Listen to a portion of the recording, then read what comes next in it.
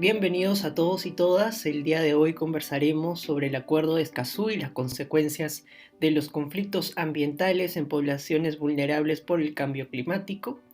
Contamos con dos invitados especiales, Cristian Chiroque Ruiz y Mayra Inostroza, quienes nos contarán acerca de las investigaciones y experiencias con las que cuentan en conflictos socioambientales y derechos ambientales. Así es. Como comentaba Patricio, durante muchos años hemos visto una polémica constante sobre los conflictos entre las comunidades nativas, el Estado y las empresas extractivas. Esta constante falta de comunicación ha generado intensos conflictos en toda Latinoamérica. Para conversar un poco más sobre ello, tenemos a Cristian Chiroque, predocente de la Facultad de Ciencias Sociales de la Universidad Católica del Perú y especialista en gestión social en el sector minero. Bienvenido, Cristian. Muchas gracias, Francesca. Gracias por la invitación. La primera pregunta con la que comenzaremos es, ¿cuáles crees que son las razones principales de los constantes conflictos socioambientales en los últimos años? En relación a los conflictos ambientales, en verdad, las demandas y los tipos de interacción que está detrás de ese término son bien amplios. ¿Por qué? Porque cuando hablamos de conflictos ambientales, normalmente estamos refiriéndonos a cualquier conflicto social, disputa entre dos grupos sociales, actores, etcétera, dos o más, que esté relacionado con el uso de los recursos naturales y del territorio.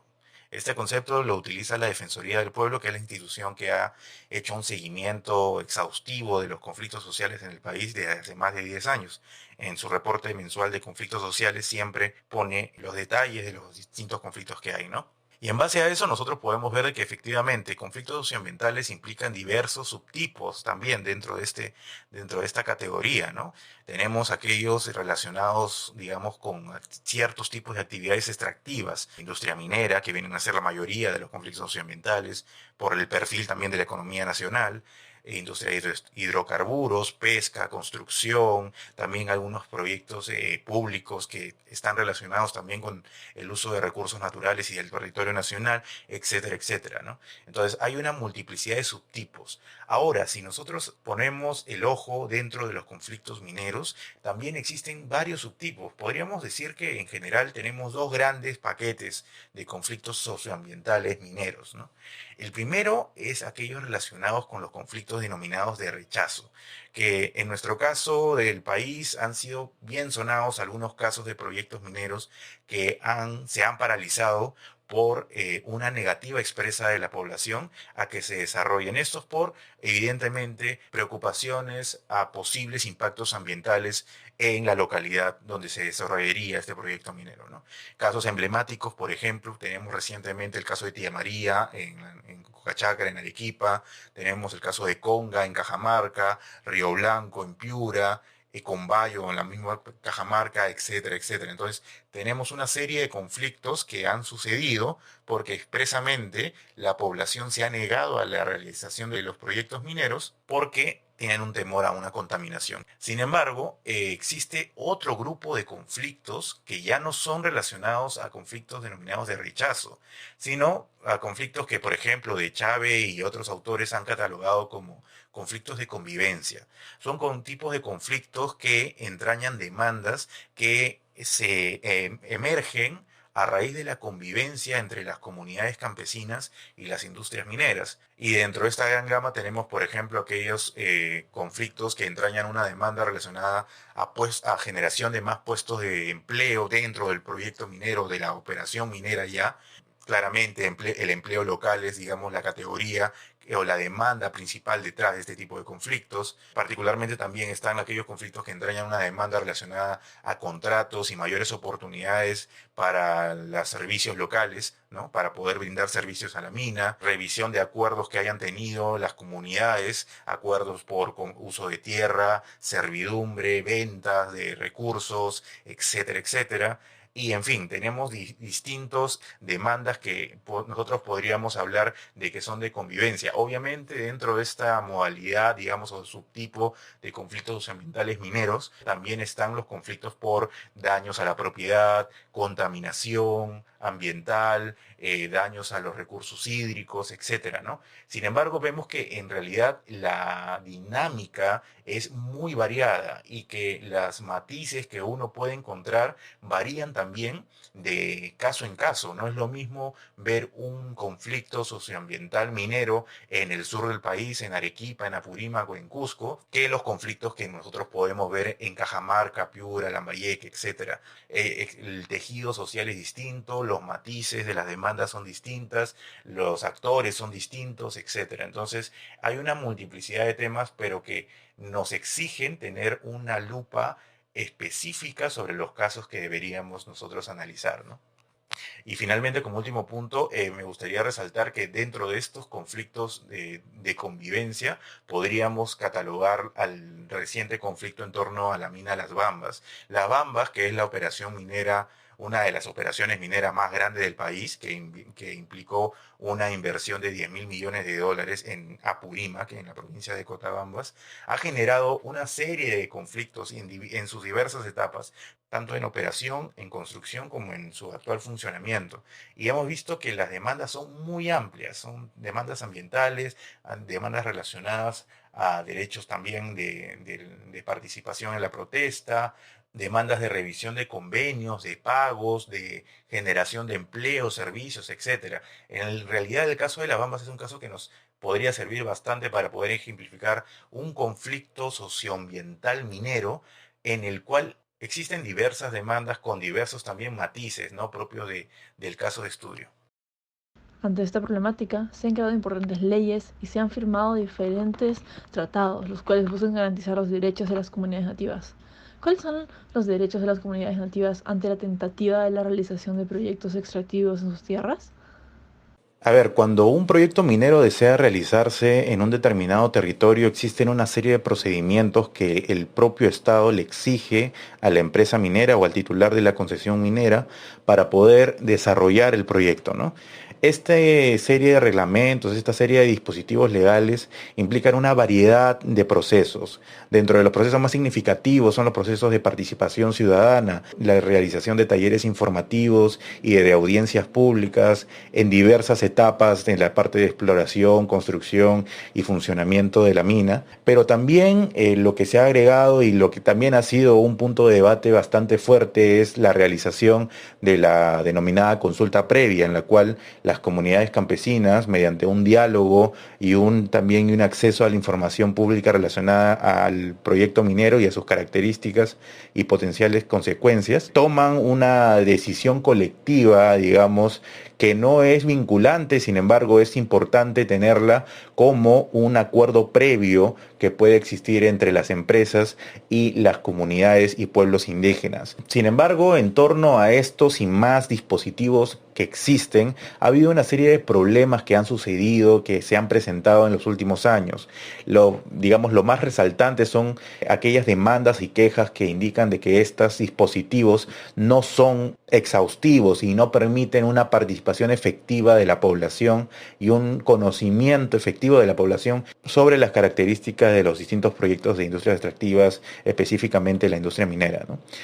Por ejemplo, si nosotros viéramos el caso de las Bambas que comentaba anteriormente, una de las principales demandas de la población estaba relacionada precisamente a que los estudios de impacto ambiental, que son los instrumentos técnicos que han sido medulares en los últimos 10, 20 años para la realización de los proyectos, no daban las garantías de tener una rigurosidad técnica y de en la práctica permitir diversos cambios que pueden haber sido cuestionados puesto que la participación de la población ha sido incipiente, ¿no? Esa es la demanda que existe y por la cual también se han movilizado y ocurrido diversos conflictos sociales en torno a este proyecto a lo largo del Corredor Vial del Sur, que es el capítulo más reciente de este proyecto minero. Lo que vemos en general es que el problema radica no solamente en la forma en que estos dispositivos legales, sea realización de estudios de impacto ambiental, realización de talleres y de audiencias públicas en el proceso de participación ciudadana en torno a estos estudios de impacto ambiental. Existen leyes. El problema es que estas leyes son criticadas y existen problemas de implementación que aún han tenido diversos episodios de conflictividad y y diversas iniciativas también de modificación. Aquí hay que tener en cuenta un hecho que es sumamente importante y que nos permite clarificar un poco de forma amplia cómo estamos en relación a la normativa vinculada a la industria minera. El año pasado, cuando el Estado dispuso otorgar la licencia de construcción al proyecto Tía María, proyecto que anteriormente había desatado una serie de episodios de conflictividad en la cual, en resumen, podríamos decir de que la población de Cocachacra y de la provincia de Islay se negaba y se ha negado hasta el día de hoy rotundamente a la realización de este proyecto minero. Ante este otorgamiento de la licencia de construcción, que digamos es el canal regular que seguía según el proceso y la normatividad vigente, se dio una iniciativa de reforma de la Ley General de Minería y en general de la normativa relacionada al sector minero y los derechos ciudadanos en torno a esto. Ahora bien, es interesante porque esto derivó en la creación de una comisión denominada Comisión para el Desarrollo Minero Sostenible, la cual desde el año pasado hasta febrero aproximadamente de este año estuvo haciendo una revisión de cuáles son las problemáticas o las principales demandas que existen de parte de la población de distintos proyectos mineros y unidades mineras a nivel nacional sobre la normativa y sobre la disposición, los dispositivos que otorga el Estado para poder respaldar los derechos y respaldar también sus intereses, ¿no? Esta comisión construyó un informe en el cual tenía una estructura basada, digamos, en distintas temáticas: entorno social, ciudadanía, diversidad del territorio, gestión ambiental, mejora regulatoria, aporte fiscal y uso de recursos mineros, minería informal y legal, que es otro problema que está dentro también de las relaciones que existen entre la minería y los diversos actores. En fin, tenemos una problemática muy grande. Entonces, ante las preguntas sobre los derechos de las comunidades nativas o comunidades campesinas ante la tentativa de la realización de proyectos extractivos, en resumen, lo que mencionaría es que la principal problemática ahorita es que existe una crítica sobre los dispositivos y sobre los mecanismos que, si bien existen, en la práctica funcionan mal y se percibe que funcionan mal. Entonces, ahorita ese es el centro de la discusión y este es un proceso que todavía se está dando.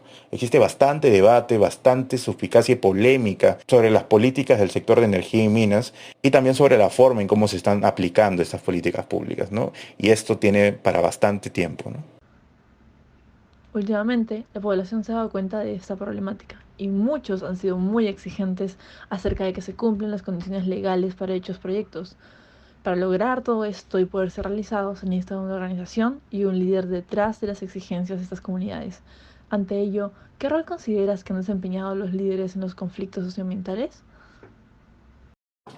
Bien, para responder esta pregunta tendría que mencionar lo que ya comenté en la sección anterior, que es que existe diferencia cuando analizamos los conflictos sociales o los distintos casos de conflictividad socioambiental en el país, ¿no? No es lo mismo hablar de un conflicto social en Apurímac, en Cusco, en Puno, en Arequipa, que un conflicto social en Cajamarca, por ejemplo, ¿no? Mientras que en el sur del país son las comunidades campesinas las que son los protagonistas y los actores colectivos más importantes de los conflictos sociales o socioambientales, en el norte del país existe una dinámica distinta. Existen comunidades campesinas también, pueblos indígenas también. Sin embargo, hay un actor importante. En Cajamarca hay una amplia bibliografía que ha estudiado el papel de las rondas campesinas como uno de los principales nodos dentro del tejido social de la región, ¿no? Y que han sido claves para poder entender la forma en cómo se construye la movilización y el papel de liderazgo que puedan tener estas organizaciones sociales dentro de la propia interacción en torno a una demanda en específico, ¿no? Como habíamos mencionado, las demandas que son más peculiares en el norte, digamos, o en la parte de Cajamarca en específico, son las relacionadas a conflictos de rechazo a iniciativas de inversión minera. Sin embargo, también hay otro tipo de conflictos de convivencia para las operaciones que ya están en funcionamiento, ¿no? Y en este conflicto de convivencia, las rondas campesinas vienen a desarrollar un papel muy importante hasta el día de hoy. Ahora, hablando de comunidades campesinas en específico, ahí tendría que mencionar lo siguiente, ¿no? Un libro que me parece sumamente clave para poder entender es la función de las comunidades campesinas. Es uno, Comunidades Campesinas en el Contexto Neoliberal, un libro recientemente editado por el Instituto de Estudios Peruanos. Y dos, un libro editado por la Universidad Católica, titulado Tensiones y Transformaciones en Comunidades Campesinas, ¿no? Estos dos libros me parecen sumamente claves porque lo que nos dicen es una cosa. Las comunidades campesinas no solamente son organizaciones sociales o actores colectivos dedicados a la productividad agrícola, que es lo primero que se nos viene a la mente cuando hablamos de pueblos indígenas o comunidades campesinas, sino son actores que están relacionados y que su eje principal es la gestión del territorio. Entonces, cuando hablamos de la gestión del territorio puede tener diversos fines y uno de ellos es el agrícola, pero también pueden existir comunidades campesinas cuya gestión del territorio esté relacionada directamente con la actividad minera. Existen diversas formas en las cuales las comunidades campesinas han generado empresas comunales y estas se han relacionado con la actividad económica predominante en el territorio, ¿no? Podríamos mencionar casos de Cerro de Pasco, por ejemplo, donde existen quizás las empresas comunales más grandes del país y que generan una cantidad ingente de ingresos para sus propios entornos, ¿no? Y que es la médula de la actividad económica local. En este contexto resaltaría que las diferencias que existen entre los actores colectivos también genera una diferencia en cuanto a los liderazgos que se puedan surgir. El problema de hablar de liderazgos es que normalmente cuando nosotros decimos que existe una persona que está detrás de una movilización, lo primero que viene al debate polémico y político, lo que se ha visto en los últimos años, son las teorías conspirativas de que existe una persona o un grupo político en específico que está detrás de una movilización como las que ocurren, por ejemplo, en el Corredor Vial del Sur, que ya ha sido ampliamente debatido políticamente en torno a las Bambas, por ejemplo, a Hadley, a Antapacay y todas las operaciones mineras que existen en este corredor. Se ha discutido bastante sobre que podría ser iniciativa de un grupo o de un individuo en particular. Sin embargo, yo rescataría, digamos, en la experiencia que tengo de que es importante sí identificar actores individuales o actores colectivos específicos que podrían estar detrás, pero yo pondría énfasis más en el proceso que está detrás. Las demandas que existen en un conflicto social nunca son espontáneas, sino que son una maduración de un conjunto de demandas y de intereses que se va gestando en un territorio determinado y que por un incidente en particular suelen explotar. Por ello, nosotros tenemos conflictos socioambientales mineros que tienen no una demanda, sino una multiplicidad de demandas detrás, una multiplicidad de actores detrás. Entonces, yo mencionaría eso para poder responder esta pregunta, porque líderes socioambientales puede haber. Quizás si nosotros nos metemos en un caso en específico, podríamos mencionar que cierto actor, presidente de alguna comunidad, de alguna ronda campesina, algún político en particular, ha tenido un papel protagónico. Sin embargo, no restemos importancia al proceso colectivo y complejo que viene madurándose en torno a estos proyectos de inversión, porque en realidad ahí se gesta el conflicto y es de particular interés de los analistas encontrar ese proceso, describirlo e identificar las características tanto territoriales como por parte de los actores implicados. Por otro lado, hemos notado que otra de las problemáticas que surge en el ámbito ambiental es el desplazamiento humano. Para conversar un poco más al respecto, tendremos con nosotros a Mayra Inostroza, politóloga de la Universidad Nacional Mayor de San Marcos. Muchas gracias, Patricio. Es un placer estar con ustedes el día de hoy. El placer es nuestro. Sabemos que has escrito un artículo acerca de las crisis medioambientales y su impacto en el desplazamiento humano. En ese sentido, cuéntanos, ¿por qué es importante agregar lo ambiental al abanico de factores para entender el fenómeno del desplazamiento humano? Porque es necesario establecer un marco jurídico que comprenda la situación de los refugiados ambientales para preservar su bienestar e integridad. La cuestión ambiental es una preocupación que se arrastra desde el siglo XX y cuando se empieza a ver el efecto de las agresivas prácticas económicas y extractivas en el medio ambiente de la mano del ser humano. Todos conocemos las consecuencias del cambio climático, las hemos vivido aquí en Perú, por ejemplo, con el fenómeno del Niño. En general, en el sur global ha sido más difícil lidiar con ello debido a la situación de pobreza de algunas regiones. Esto hace que sea más complejo aún el proceso de reparación y repatriación de los refugiados. Y si no hay estudios pertinentes acerca del tema o políticas ambientales que protejan los espacios donde viven, el resultado será el desplazamiento masivo de grandes grupos humanos en busca de oportunidades de trabajo. Esto también conlleva a que se genere centralización en espacios urbanos y eventualmente pobreza, porque no será posible albergar a todos los refugiados en las ciudades y tampoco será sencillo que encuentren empleos para subsistir. Todos estos costos de adaptación implican desplazarse por factores ambientales, deben ser tomados en cuenta por los estados. El problema ambiental ya es un tema dentro de la agenda política internacional. Es importante tener un enfoque preventivo frente a los desastres naturales y el cambio climático, pues la alteración de la naturaleza por la actividad del ser humano, por ejemplo, la deforestación, el uso de suelos para los monocultivos, la energía nuclear, la minería ilegal, podría evitar pronósticos desalentadores como el de la ONU, por ejemplo, que afirma que dentro de 20 años habrá más de 1.000 millones de refugiados ambientales en el mundo. El panorama parece desalentador. Sin embargo, alrededor del mundo se han dado algunas mejoras en el ámbito. En ese sentido, ¿cuáles han sido los avances en el tema de desplazamientos ambientales en el derecho internacional? En África, resulta importante para el continente la Convención de la Unión Africana de 1969, que determina como factor migratorio las evacuaciones forzadas en caso de desastres naturales o producidos por el ser humano u otras causas si las evacuaciones no son necesarias por razones de seguridad o salud de aquellos afectados. Esto podría ayudar a los refugiados en Maratane, en Mozambique, donde no solo se encuentran refugiados por el ciclón de Idai del año pasado, sino también personas que se han visto obligadas a trasladarse debido a los operarios privados en Cabo Delgado que depredan los recursos naturales sin ningún tipo de regulación estatal. Respecto a Europa, nuestra comisionada Andrea Marcelo nos comenta acerca del convenio de Aarhus, la inspiración detrás del debatido acuerdo de Escazú aquí en Latinoamérica.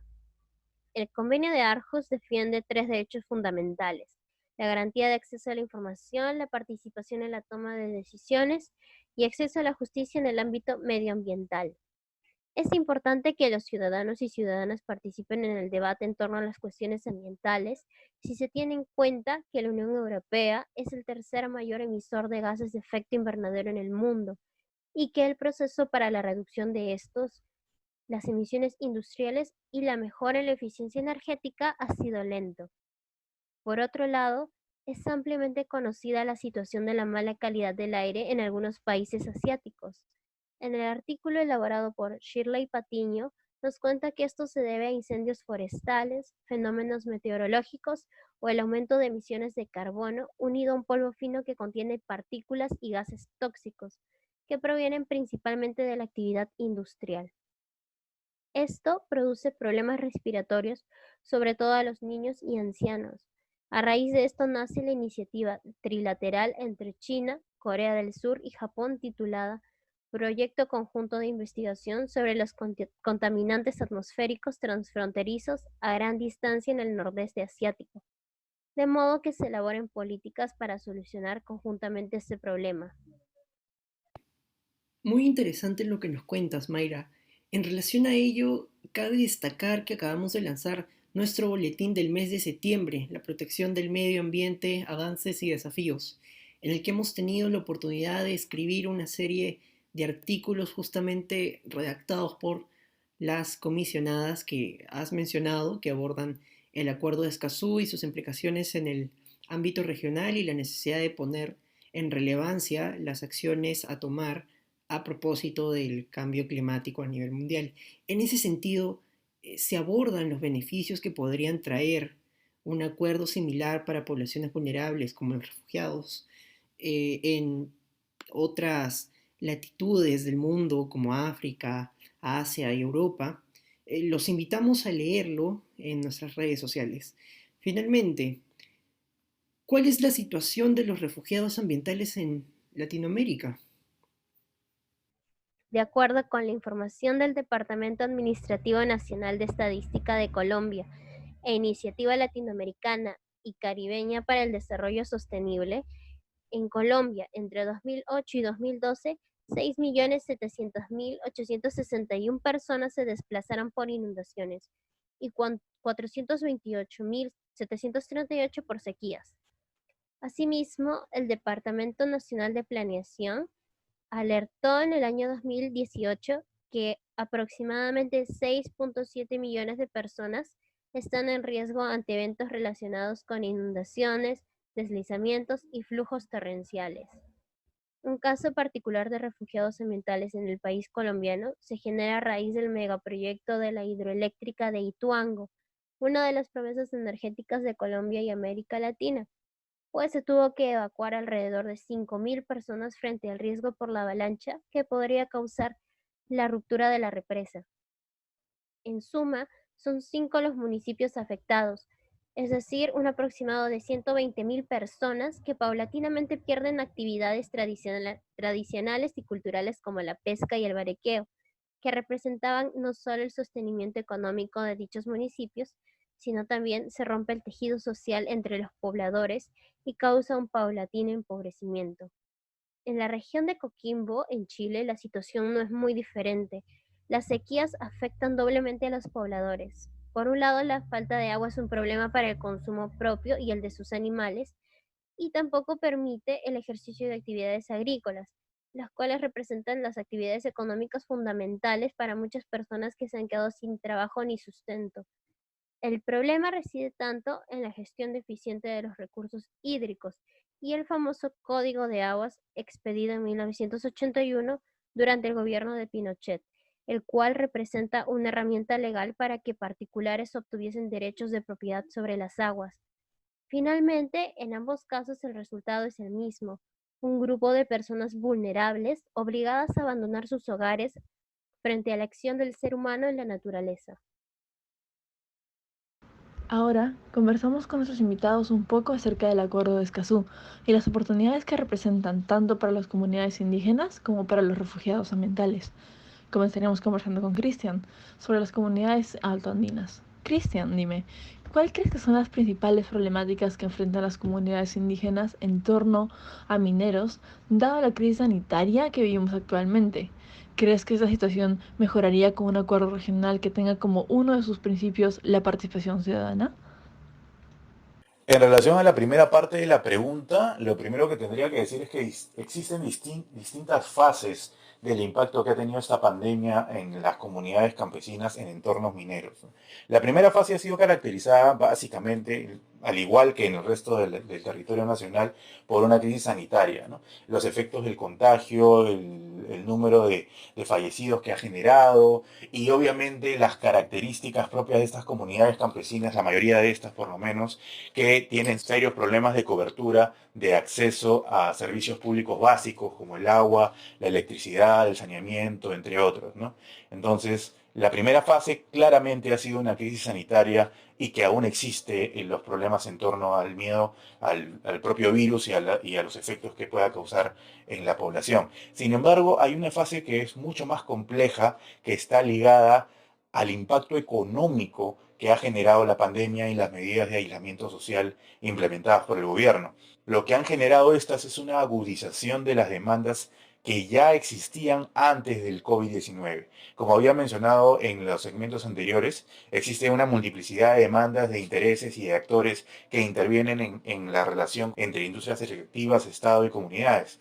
Entonces, estas demandas preexistentes se agudizan y se problematiza mucho más la relación que existe con las empresas. El caso quizás más relevante que ha ocurrido y más conocido en estas últimas semanas ha sido relacionado a la solicitud de la población de la provincia de Espinar en Cusco para que la empresa minera Antapacay, en el marco de un convenio que se firmó en el año 2003, le otorgue un bono dinerario, al igual que fue otorgado por el Estado en más de una ocasión, a esta población para poder afrontar los impactos económicos que han tenido en esta coyuntura. Vemos claramente que existe una forma de interacción distinta y de que existen demandas distintas en este contexto, ¿no? Que son básicamente el impacto económico que han tenido por las medidas de aislamiento, pero que también han generado la agudización de los problemas que ya existían en los entornos mineros.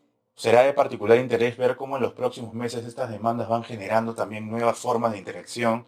En realidad, ahí lo que tendríamos que hacer, digamos, los analistas y también los funcionarios del Estado, es hacer un mapeo exhaustivo de cuáles son las formas que van generándose para poder entablar una relación nueva en este contexto. Ahora bien, hablando ya no de las demandas, sino de las formas en las cuales los proyectos mineros que se quieren implementar se desarrollan, también hay un cambio. La virtualización, por ejemplo, de las relaciones ha generado también un distanciamiento, podríamos decir, de las relaciones humanas que ya era un problema antes de la pandemia.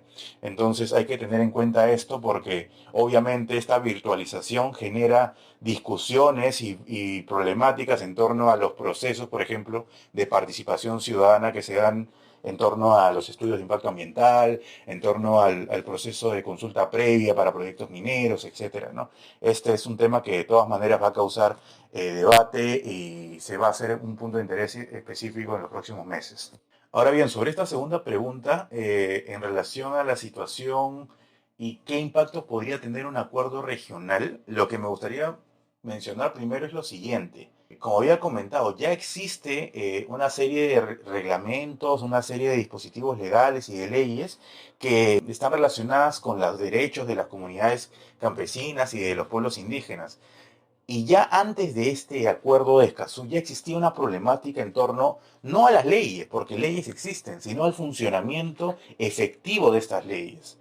Entonces, un acuerdo regional ayudaría, yo creo que sí. Sin embargo, habría que pensar cuál es la traducción, digamos, a nivel de la normativa y a nivel del funcionamiento del Estado que tendría este acuerdo. Porque nosotros podríamos mencionar, al igual que muchos acuerdos, que al final el efecto es que mejore la relación del Estado. Pero nosotros sabemos que al final esto deriva y el Estado funciona por normativas. Las normativas, ¿cómo serían afectadas? ¿Cómo mejoraría, por ejemplo, los procesos actuales de consulta previa, teniendo en cuenta este acuerdo de Escazú, que entre sus principales puntos está la participación ciudadana en la toma de decisiones, el acceso a la justicia ambiental? ¿Cómo estos grandes conceptos aterrizan en medidas específicas del Estado para poder asegurar estos derechos ciudadanos? Yo centraría la pregunta ahí, ¿no? Porque al final de cuentas, esa es la forma en la cual se traducirían estos lineamientos generales en el contexto y en el entorno directo de los proyectos mineros y en la vida de los ciudadanos miembros de estas comunidades campesinas y pueblos indígenas. Sin duda son aspectos que deben considerar las autoridades a la hora de ratificar el acuerdo. Ahora nos gustaría hacerle la misma pregunta a Mayra. Mayra, ¿cuáles son los beneficios que brindaría el acuerdo de Escazú a los refugiados ambientales en Latinoamérica?